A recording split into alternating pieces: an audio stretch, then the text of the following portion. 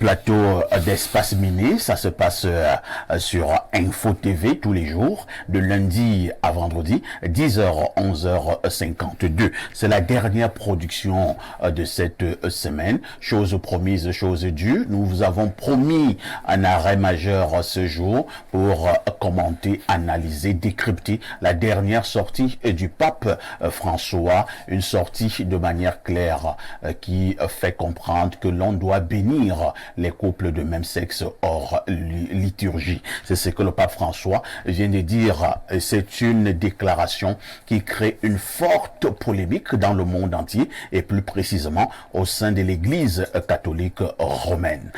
Je vais d'abord passer la parole au professeur Novissier. Il est apparemment très fort concernant cet exercice. On va d'abord définir les mots durants. La problématique de ce matin s'intitule homosexualité. Le pape soutient-il les PD? C'est la problématique de ce matin. Et c'est le professeur Novissier qui va nous définir les mots durs dans de cette problématique. Je pense que le premier mot, ça peut paraître amusant, mais c'est important pour être sûr que nous vibrons sur le même diapason. Le professeur va nous expliquer ce qu'on entend par homosexualité. Il nous dira ce qu'est un pape. Il nous définira ce qu'on entend par soutenir. Et maintenant, qu'est-ce qu'on met dans PD? Je vous passe la parole, professeur Novissier. Merci bien, monsieur Pafaïssi, pour cet exercice ô combien délicat. Délicat pourquoi? Parce que ça nous met dans une sensibilité contextuelle. Homosexualité, c'est comme ça se dit homo, c'est-à-dire que des gens qui ont le même sexe, qui soit dire garçon et filles qui ont des rapports sexuels, ça, parce que qui ont des attirances les uns vis-à-vis des autres. Maintenant, le pape, comme on le sait tout bien, c'est un peu l'incarnation de l'Église catholique sur la terre, c'est-à-dire que c'est le chef, c'est le patron et c'est le chef. Maintenant, le PD, c'est celui qui s'exerce à cette activité-là, et je pense que le commun du mortel est suffisamment bien édifié là-dessus. C'est-à-dire que ce sont ceux-là qui, le plus souvent, ont des attirances, ont des amours, ont des copains ou des copines qui ont le même sexe, même si on parle également de pédophilie, un peu beaucoup plus pour voir également que c'est le fait qu'on ait des activités sexuelles avec des enfants ou avec des plus petits. Maintenant, le sujet que vous mettez sur la table aujourd'hui, comme je le disais, je vais l'aborder, le décrypter en situant les uns les autres sur ce que le pape a dit. Parce que quand vous n'avez pas eu la chance que j'ai eue ce matin, parce que quand j'ai été invité, j'ai fait une recherche, j'ai eu la chance de tomber sur deux experts, c'est-à-dire des géopoliticiens ou des géopolitologues du Vatican. Je parle ainsi de Bernard Lecomte et également de François Mabille, voilà. J'y arrive. Alors, bon, quand j'ai lu leur document, je me suis rendu compte que nous sommes dans un contexte de communication où les gens préfèrent dire ce qu'ils veulent que les gens entendent et parfois se déconnectent de la vérité. Parce que quand vous avez lu l'analyse qui a été faite ou les analyses qui ont été faites par ces deux spécialistes du Vatican, vous vous rendez compte que le message en soi n'est pas un problème. Parce que, bon? Oui, le message en soi n'est pas un problème. Et les détails donnés sont extrêmement précis. Ça dit quoi? Le pape dit ceci. Le pape il dit ceci. Nous sommes dans un contexte où il faut capitaliser la main tendue. On ne doit pas juger les gens du fait de leur orientation. On ne doit pas se mettre, qui sommes-nous pour juger les autres? C'est la question fondamentale. Qui sommes-nous pour juger les autres? Et maintenant, le pape pense que l'Église est une très grande famille qui est ouverte à tout le monde. Maintenant, la main tendue aux homosexuels, c'est que la bénédiction même à laquelle on fait allusion, ça se dit hors liturgie. Pourquoi hors liturgie? Pourquoi? Parce que je vais citer un prêtre de la basilique de Volée qui a fait une homélie un jour qui m'a fait comprendre ce que c'est. En principe, le prêtre était surpris que, après la messe, les gens venaient le voir à l'extérieur pour demander la bénédiction. Il leur a dit, mais attention, la bénédiction c'est pendant la messe. Dieu lui-même est là pour vous bénir. Maintenant, à l'extérieur, c'est moi l'individu qui vous bénit. Comme pour dire que le pape a parlé en faisant usage de l'intelligence et de la sagesse.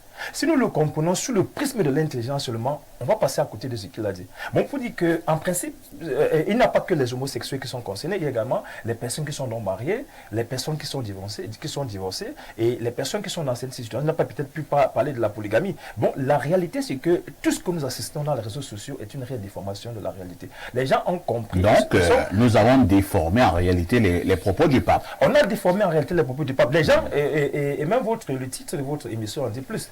Quand vous dites, est-ce qu'il soutient la réalité, quand vous avez lu ces analyses-là, c'est non. Le pape n'a jamais soutenu l'homosexualité. Alors, je vous pose une question. Lorsque le pape demande, vous allez me dire si c'est également faux, qu'on puisse bénir les couples de même sexe hors liturgie, qu'est-ce que vous mettez dans bénir? Quand on bénit, ce n'est pas un soutien? Non, tout le monde a le droit à la bénédiction. Est-ce que la bénédiction n'est pas une onction? Je vous reprends en prenant un cliché anecdotique. Oui. Il y a une femme pasteur qui est allée dans un village en RDC. Le message circule sur les réseaux sociaux. Elle arrive le dimanche quand elle n'a pas fait la messe. Elle s'assoit, au moment de prier, elle ferme les yeux, elle se rend compte que devant elle, il n'y a que des serpents. Et la première observation, c'est que devant elle n'avait pas de jeunes avec des vieux. Elle pose la question, où sont les jeunes de ce village? On dit que non, ces jeunes sont décédés, ils n'arrivent pas à atteindre 15-16 ans parce qu'ils sont tués par les vieux. Alors maintenant, elle qui prie avec ses serpents, quelle est la différence? Elle dit que le problème est là. Est-ce qu'on doit prier avec ces serpents? Elle a continué à prier les serpents pour dire que n'allons pas juger les gens, n'allons pas discriminer les gens, n'allons pas rejeter les gens. L'église est ouverte. Et l'explication qui est également donnée, c'est que on tend la main aux homosexuels. Si on les laisse à l'extérieur, on n'aura même pas le temps de les évangéliser. On n'aura même pas le temps de les restructurer, de les rééduquer. Bon, le fait de cette main tendue, c'est juste pour leur dire, la maison vous est ouverte, vous avez la chance de venir et de vous repentir. Bon, pour dire que ne prenons pas cette sortie du pape au premier degré. Essayons de voir comment on peut décrypter cette sortie en entrant. Je prends un autre schéma simple. Un autre schéma simple, c'est que Jésus-Christ lui-même, je parle sous le contrôle du pasteur. Jésus-Christ lui-même n'est pas venu sur la terre pour les justes. C'est pas ça?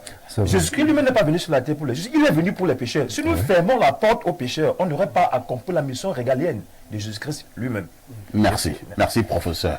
Je passe la parole à Pierre Blériot Niemek, le professeur novice que vous avez suivi avec grande attention, pense que nous sommes en train de mal juger le pape. Il termine d'ailleurs en disant que Jésus lui-même n'est pas venu pour les bons, il est venu pour les pécheurs. Pierre Blériot, votre regard sur la dernière sortie du chef de l'Église catholique romaine? Non, aujourd'hui je ne donnerai pas mon regard, je donnerai le regard de la Bible. Très bien. Pas le mien. Ce que le professeur a fait, c'est le regard d'un intellectuel. Alors nous ne sommes pas ici à l'université, nous sommes dans un cadre bien précis. Le texte est là, allons interroger le texte et qu'il nous réponde.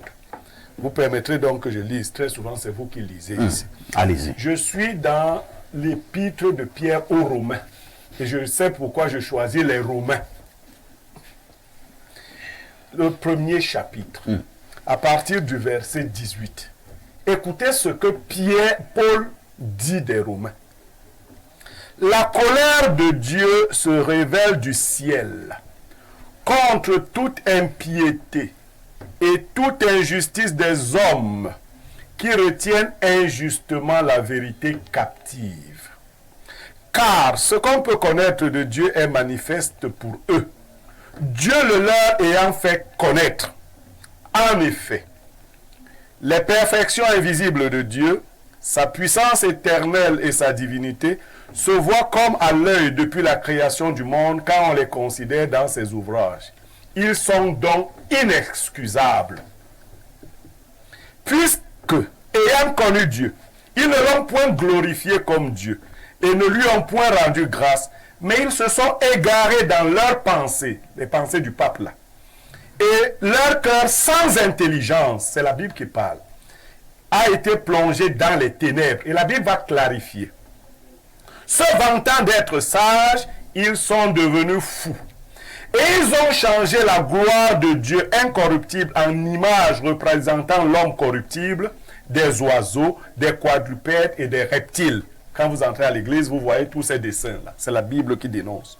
C'est pourquoi Dieu les a livrés à l'impureté selon les convoitises de leur cœur, en sorte qu'ils se déshonorent eux-mêmes. Eux qui ont changé la vérité de Dieu en mensonge et qui ont adoré et servi la créature au lieu de servir le Créateur qui est éternellement béni. Amen. C'est pourquoi Dieu les a livrés à des passions infâmes. Car leurs femmes ont changé l'usage naturel en celui contre nature. Verset 27. De même, les hommes, abandonnant l'usage de la femme, se sont enflammés dans des désirs les uns pour les autres, commettant homme avec homme des choses infâmes et recevant eux-mêmes le salaire que méritait leur égarement. Ils ne se sont pas souciés de connaître Dieu. Dieu les a livrés à leur sens réprouvé pour commettre des choses indignes, étant remplis de toute espèce d'injustice, de méchanceté, de cupidité, de malice, plein d'envie, de meurtre, de querelle, de ruse, de malignité, rapporteurs, médisants, impies, arrogants, hautains, fanfarons, ingénieux au mal, rebelles à leurs parents, dépourvus d'intelligence, de loyauté, d'affection naturelle, de miséricorde.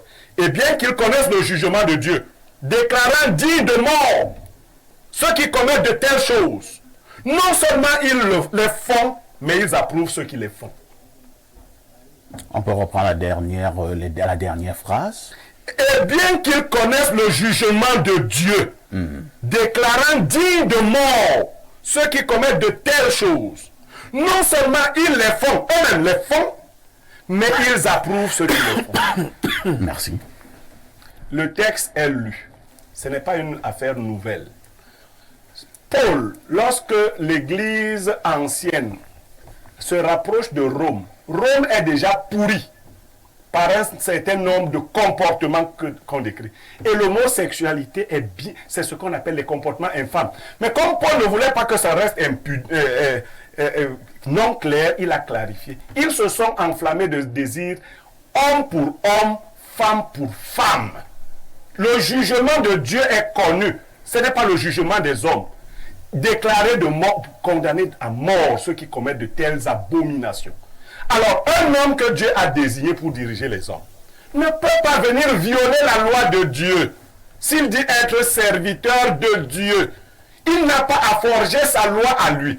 Et il avait commencé ce pape, comment on l'appelle, François Ier. Le prédécesseur s'est retiré. Il avait commencé tout doucement en déclarant le contraire de ce que dit la Bible. Nous ne sommes pas tous les enfants de Dieu. Ce n'est pas ce que dit la Bible. Nous sommes tous des créatures de Dieu. Et pour devenir enfants de Dieu, il y a un processus. Il a commencé par affirmer que nous étions tous des enfants de Dieu. Faux! Celui qui veut devenir enfant de Dieu doit confesser Jésus-Christ comme Seigneur et Sauveur de sa vie. Si tu ne l'as pas fait, tu es créature de Dieu. Et il voulait aller vers le but, et il va vers son but. Que nous devons accueillir les homosexuels. Proverbe chapitre, Ecclésiaste chapitre 20 nous dit que nous devons les brûler pour que l'Église soit sauvée, le corps du Christ soit sauvé. La Bible dit qu'on doit brûler les homosexuels. Brûler. On doit les brûler, je vais vous lire le verset. On doit les brûler. Ils sont condamnés à mort. C'est une abomination. Après les homosexuels, le prochain progrès de l'Église, c'est l'amour et le mariage entre les hommes et les animaux. Ce qui se produit en Ecclésiaste, c'est que finalement, lorsque les villes de Sodome et Gomorrhe, Dieu les a brûlées. Quand vous entendez qu'il a brûlé Sodome et Gomorrhe, c'est qu'ils ont atteint un niveau d'homosexualité tel qu'un jour, les anges sont venus rendre visite à un homme qu'on appelait Lot. Les anges sont entrés dans sa maison. Les homosexuels sont venus, ils lui ont dit, sors-nous ces hommes-là afin que nous les couchions. L'autre leur a dit, écoutez la parole de Dieu. J'ai deux filles qui sont encore vierges. Je vais vous les donner, déviergez-les. Ils lui ont dit, ce n'est pas les filles vierges que nous voulons. Nous voulons les hommes qui sont venus là. C'est eux que nous allons... Non, les anges. Les anges. Pendant que l'autre discutait, ils se sont avancés pour casser la maison. Les anges ont pris l'autre, ils l'ont mis dans la maison, ils ont fermé la porte. Et ils ont fait frapper d'aveuglement ces homosexuels qui étaient à la porte. Ils sont sortis, les homosexuels ne voyaient rien. Les anges sont partis avec l'autre et la femme de l'autre. Et ils ont dit que personne ne se retourne pour regarder. Quand on vous dit que la femme de l'autre est devenue une statue de sel, c'est parce qu'elle a voulu voir ce que les gens de Sodome et Gomorrhe étaient devenus. Elle est restée fixe, devenue une statue de ciel. Abraham a plaidé pour les homos. Dieu lui a dit, laisse cette affaire. Sors, Lot et toi, Lot est le neveu d'Abraham. Faites sortir tout ce qui vous appartient. Et lorsque Lot est allé dire dans les maisons que Dieu a décidé de brûler Sodome et Gomorrhe parce qu'il y a l'homosexualité, sortons. Tout le monde les gens ont dit, non, Dieu n'est pas comme ça. Ceux qui ont accepté, ils n'étaient pas nombreux, ils sont sortis. Dieu a brûlé ces deux villes. Ça s'est produit. Et lorsque vous avez vu la Covid-19, quel est le pays qui a été le plus touché au monde? L'Italie, le pays où se trouve Rome. Ça doit tout vous dire que l'encre du diable nous presse. Et il change la parole de Dieu. Au lieu de nous parler de la Bible, un homme commence par nous donner ses réflexions à lui qui sont contraires aux réflexions de la Bible. La Bible dit clairement que c'est un égarement qui mérite la punition de mort. Elle ne tergiverse pas, ce n'est pas un jugement d'homme, c'est un jugement divin. Merci. Je martèle une fois de plus que nous avons voulu avoir un prêtre catholique romain, mais personne n'a accepté venir débattre de ce sujet. Nous devons en parler parce que c'est une actualité forte et qui intéresse nos téléspectateurs à travers le monde.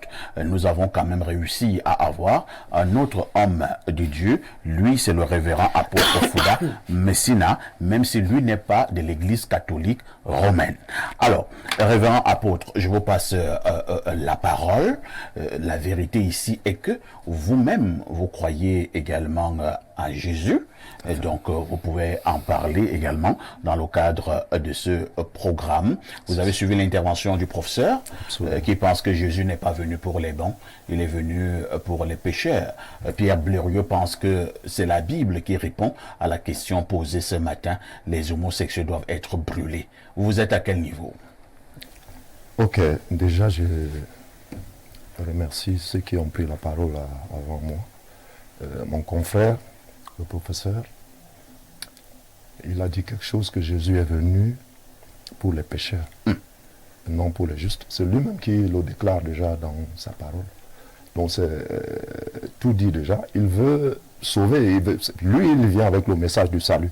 C'est-à-dire, on est dans le péché, on est dans le mal. Il veut sauver l'humanité. C'est pour cette raison même d'ailleurs qu'il est mort. C'est pour ça qu'il est mort, pour que le monde soit sauvé. Quel que soit le péché, quelle que soit l'abomination, il suffit juste d'accepter ce Jésus-là. Et puis là, on est sauvé. Quel que soit ce qu'on fait. Il suffit qu'on se repente, on accepte Jésus, même si on est homosexuel. Vous venez de sortir, voilà. Il suffit que l'on se repente. Oui, la repentance. C'est-à-dire qu'on regrette amèrement ce qu'on était en train de faire. Si on est homosexuel, si on se repent, on abandonne.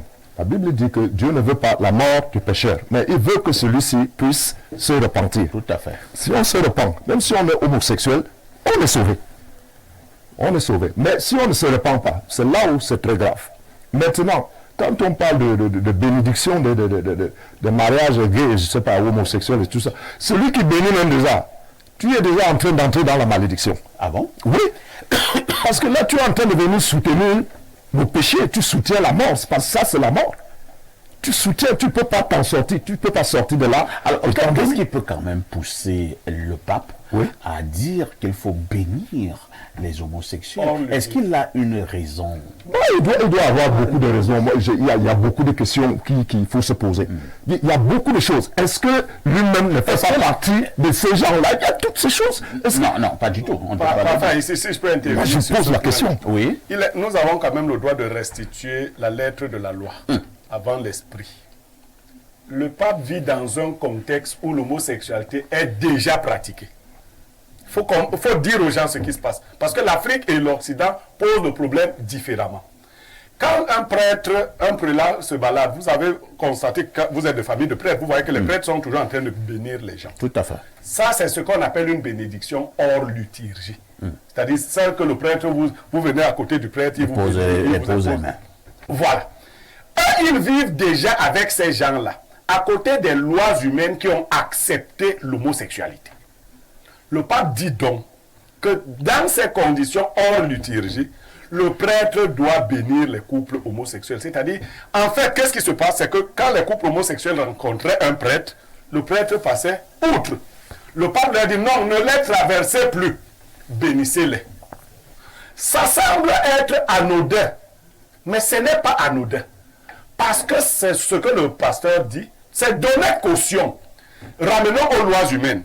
On vous dit, voilà, il y a un assassin qui égorge les gens.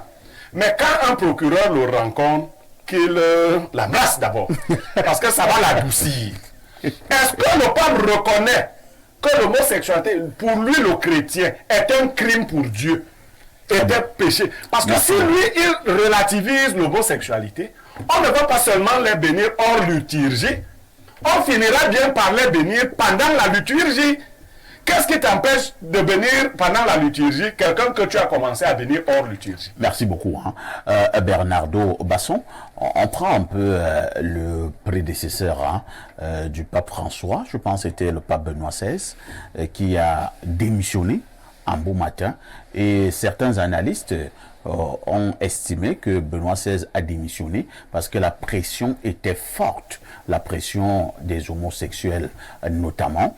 On voulait faire comprendre à Benoît XVI qu'il était question de lâcher progressivement. Benoît XVI qui était, disons, de l'église dure au niveau de l'église catholique romaine, dont des conservateurs. Oui. Et il a refusé cette affaire. Il a préféré démissionner. On a amené cette fois-ci dans le pape François. Est-ce qu'il ne faut justement pas voir en cela quelque chose? Il faut voir en cela un faisceau de choses, un chapelet de choses. On peut prendre l'analyse de façon graduée. Alors, premièrement, à l'attention des chrétiens, on gouverne avec les textes. Toutes les sociétés n'ont pas accepté de codifier leur réalité et leur spiritualité.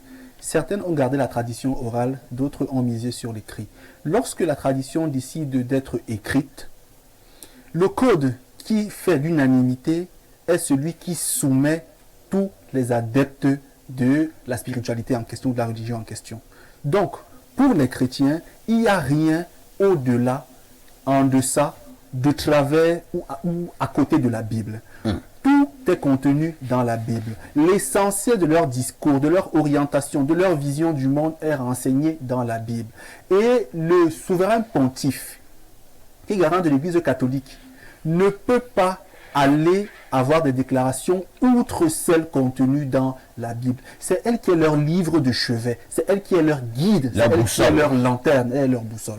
Donc dès l'instant où il se met en marge des contenus bibliques, en considérant qu'on devrait tolérer des choses qui sont désacralisées et considérées comme abominations par la Bible, il se met en marge de la loi divine que ses pères ont choisi de codifier. Deuxième chose. Les fidèles catholiques d'Afrique doivent comprendre que c'est une pression du lobby homosexuel. Ah bon? Ça, c'est la vérité. Oui, l'Église catholique a flirté avec l'inceste et aujourd'hui, elle se retrouve noyée. Beaucoup de sectes sont nées de l'Église catholique au départ. Vous voyez? Et ces sectes ont pris tellement de pouvoir, ont libéré tellement de choses qu'elles finissent aujourd'hui parmi l'Église catholique. Non, je ne comprends pas. Beaucoup de sectes sont nées de l'Église catholique. Oui, ça veut Cela dire... signifie peut-être que l'Église catholique n'acceptait pas leurs orientations. Ils ont préféré partir. Oui, elle n'acceptait pas au départ. Donc certains se mettaient à l'écart, se marginalisaient. Certains ont même protesté et ont créé le mouvement protestant. D'autres ordres également mystiques sont nés de là. Sauf que l'Église, avec le temps, s'est retrouvée encore à flirter avec certaines personnes qui l'ont autrefois vomi. Et donc ces personnes venant financièrement parlant beaucoup plus puissantes ont fini par soumettre l'Église. Nous avons une préoccupation. L'Église a deux problèmes. Oui. Le premier, c'est celui de l'argent, Oui. parce que c'est un business mondial. Le second, celui des lobbies, parce que les dignitaires de l'Église sont pour beaucoup membres des ordres qui autrefois sont nés de l'Église catholique. Troisième Est-ce chose. qu'on peut être de l'Église catholique et appartenir à notre ordre? Dans un pays que je connais bien parfait, c'est ce qu'on appelle la crevettonie. Vous voyez, Oui. 99% des archevêques et des cardinaux, archevêques surtout, sont francs-maçons. Comment ça? Ouais. Bon, Ça, c'est une dans déclaration votre très pays, forte. le Cameroun, Vous avez fait un sondage? vous savez, dans la crevettonie que moi je connais un tout petit peu, c'est ce qui se passe. Maintenant, pour les Africains parfois ici, qu'est-ce qu'il faut comprendre? L'Église est une tradition. L'Église est le condensé d'une tradition. Parce qu'une culture a plusieurs éléments. Le premier élément, c'est la langue. Le second, c'est la spiritualité. Le troisième élément, c'est les sons et les musicalités. Et puis, il y a le mode vestimentaire, alimentaire, etc. L'Église catholique est une tradition catholique romaine, est une tradition gréco-romaine qui ne prend en compte que les éléments de la culture occidentale, aussi vieux soient-ils, et met en marge les éléments de la culture africaine aussi ancien ou nouveau soit-il.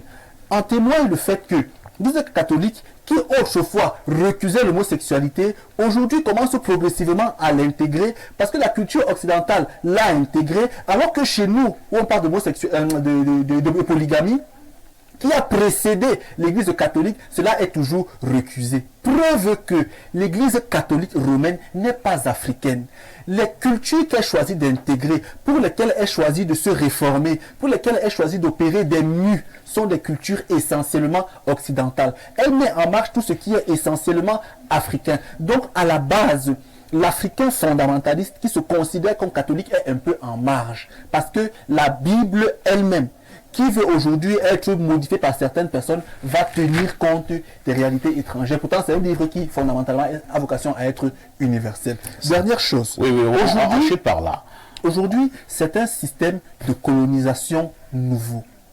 Il faut noter que c'est le pape Nicolas V, dans sa bulle papale, on a mis 458 environ, qui autorise l'esclavage des Noirs et la soumission des non-catholiques. Un pape? Le pape Nicolas V, dans sa bulle papale. Un pape a soutenu l'esclavage. Au XVe siècle. C'est lui-même qui ordonne, pratiquement, de soumettre les peuples à l'esclavage. Vous savez. Dans les peuples noirs. Les peuples noirs. Et demande qu'on soumette les Noirs à la chrétienté. Autre chose, tout le monde sait que l'Église catholique s'installe en Afrique par le biais de la violence, par les fouets. Du coup, on a modifié nos prénoms, nous imposant les prénoms comme Bernard, comme Parfait, comme Blériot, qui ne sont pas des prénoms africains. On a juste conservé nos noms, nous affecté des prénoms africains par l'esclavage et par le catholicisme, à tel point que on vous forçait à avoir des noms de baptême. Parce qu'il fallait vous soumettre. Merci beaucoup. Donc, parfait, ici, c'est vraiment sortant, vraiment. Le débat est tellement important que les autres veulent également intervenir. Et j'ai également la lecture des messages. Lorsque votre maison est en train de brûler, ne vous demandez pas où est-ce que je vais me cacher. Sortez d'abord. Allez, sortez. Dans un bosquet, si quelqu'un vous agresse, vous pouvez même le battre avec les mains. Mais sortez d'abord de là où quelle maison est en train de brûler? L'Église catholique romaine. C'est-à-dire, elle est vraiment en train de se détériorer. Elle accepte ce qu'il ne faudrait pas. Si la Bible condamne quelque chose, l'Église doit la condamner. Merci. Le souverain pontife doit suivre le mouvement. Avant de repasser la parole au professeur Noubicier, nous